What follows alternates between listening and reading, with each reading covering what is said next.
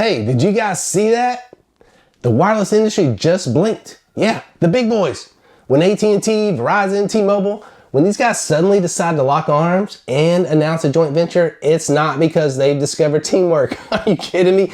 They're circling the wagons, folks, because something rattled them so badly they forgot they were supposed to be competitors. That's something, I know what it is, SpaceX. I'm Michael McDowell, NAND Research, coming to you live from my studios in the great state of Texas. Now let's just jump right back into it, okay? No Texas talk today. SpaceX is a clear leader in satellite connectivity, largest LEO constellation, fastest launch cadence. Check this out, last year alone, they flew 165 missions.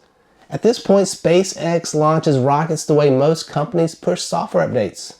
Yeah, that's a lot. But the constellation isn't what scared the carriers. Nope, it was the spectrum that did it, right? Over the last year and a half, SpaceX has been quietly assembling the toolkit of a future mobile network operator, MNO. We are talking 2 gigahertz PCS-G block spectrum, FCC petitions for hybrid satellite, terrestrial use, even ground-based repeaters. Did you even know these things are out there? They're hiding in plain sight. Anyway, these aren't the actions of a company that's content to stay in orbit. No, SpaceX has very ground-based intentions, get it? Still, physics wins every time. Jimmy Clark Maxwell told us so. Look him up. Satellite signals don't penetrate indoors, folks. That's why you see satellite dishes outside and not sitting on the top of your flat screen like an old pair of rabbit ears.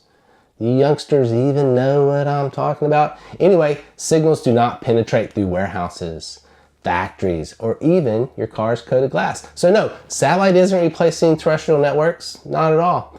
It's just adding a new layer. Okay, you see, that's the play. That's why the carriers moved now. SpaceX didn't need to replace them to hurt them. No, they just needed to erode, their one advantage, which is coverage. Nationwide outdoor coverage, emergency connectivity coverage, and rural broadband coverage. That's enough to make the old guard sweat, and that's what they're doing. Hey, remember those coverage maps we used to look at, back in the day when we were trying to pick our carrier? Well, they still exist. They show 4G here, 5G there. They also show huge coverage gaps. Hey, I live in Texas, I get it. I spend a lot of time driving through those bubble gaps. But you know what? My satellite radio keeps on working, and soon my phone will too. It's really great that the big three are getting along, but this JV isn't about innovation or bringing down costs. Sorry, wife of mine. It's about survival.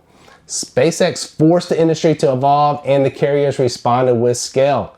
It's practically the only tool they have left. The coverage war didn't end. It just moved to orbit. That's it. I'm Mike McDowell. Check out my companion blog down in the comments.